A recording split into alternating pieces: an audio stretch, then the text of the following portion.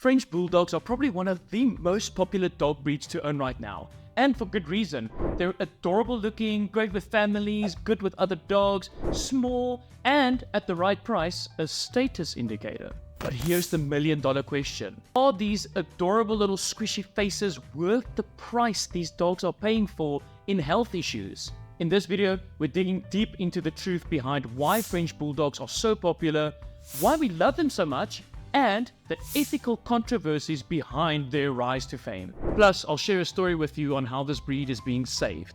Trust me, you really don't want to miss this.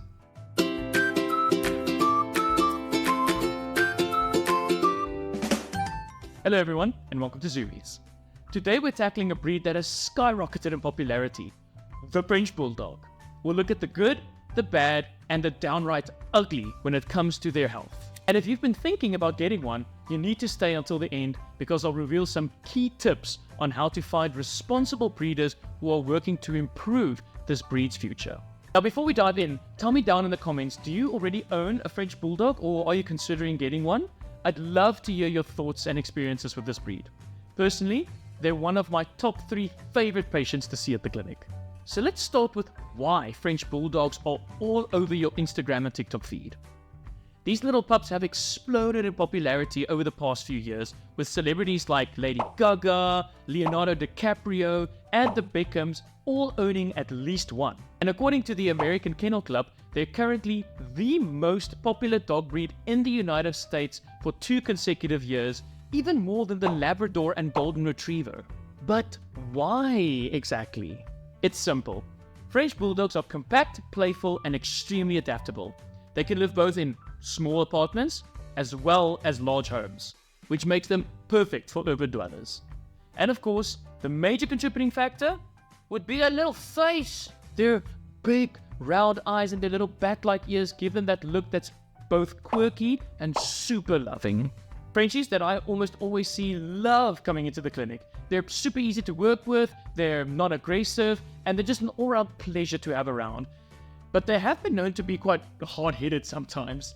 We always joke and say, where you see one Frenchie, you'll always see a second one. Now, what do you need to know if you're considering a Frenchie?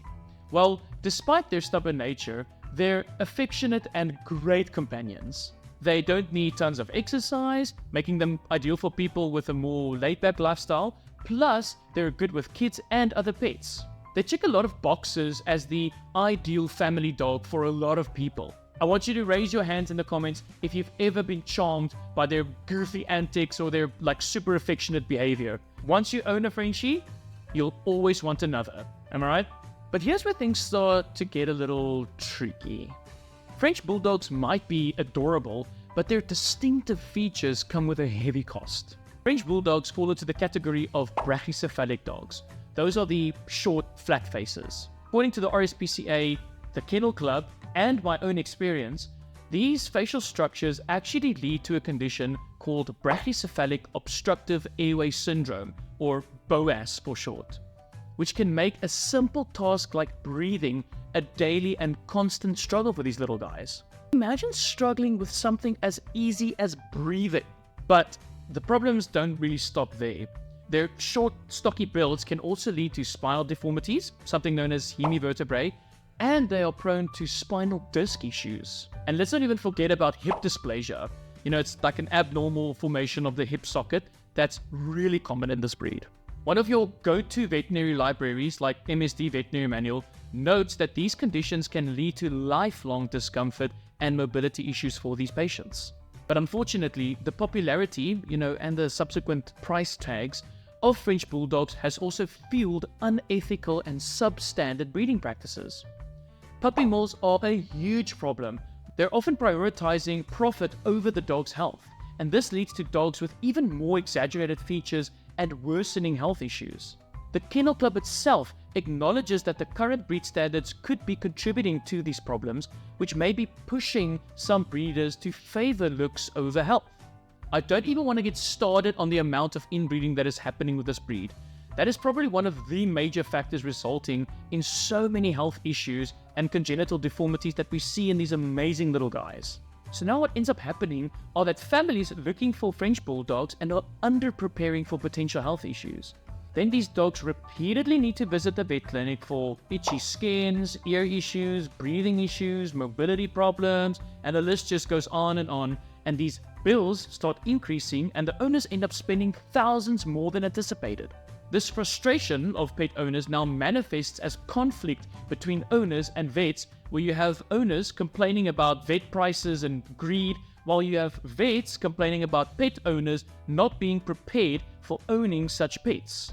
Ultimately, this leads to distrust between pet owners and veterinarians, which is already an unstable and fragile situation. But at least it's not all doom and gloom. I promised you some good news and a story, didn't I? Let me introduce you to a breeder in the Netherlands who's working on improving French Bulldog breeding practices. By selecting dogs with less exaggerated features, they're reducing the breathing and spine issues that are so common in this breed. This shift towards healthier breeding practices is catching on, but we need more breeders to follow this example. And also regulatory bodies, for example the Kennel Club, would also need to adjust the features of the breed as to motivate breeders to improve their genetic pools and features. In other words, breed for function, not for looks. But ultimately, will this alter the way we know French Bulldogs? Yes. Should it matter how they look? Well, as it stands now, I would say yes. Could we find a balance between appearance and functionality? 100% yes. With collaboration between all the parties, this breed can continue being amazing family dogs and be less frequent patients with veterinarians. So apparently some organizations in the Netherlands have actually started introducing new standards for French Bulldogs that includes longer muzzles to mitigate some of these issues. So if you're considering getting a French Bulldog, it's crucial to do your homework. Look for ethical breeders who prioritize health over appearance. Always ask for health screenings and certification. Prepare for possible future health issues and financial constraints with things like pet insurance, a good savings plan, or at the very least having a good relationship with your veterinarian. Unforeseen issues will arise, and let's try and mitigate some of that stress and the burden on both the vet and you. So now, are French Bulldogs the lovable companions we all think they are? Absolutely, but we do have some work to do. Now, I want to hear from you. Do you think the French Bulldog's popularity is justified despite these health concerns? Let me know down in the comments. Don't forget to subscribe if you haven't done so already, and if you want to see more of me discussing these types of breeds. Please go check out the video I did on pit bulls and the stigma that surrounds them.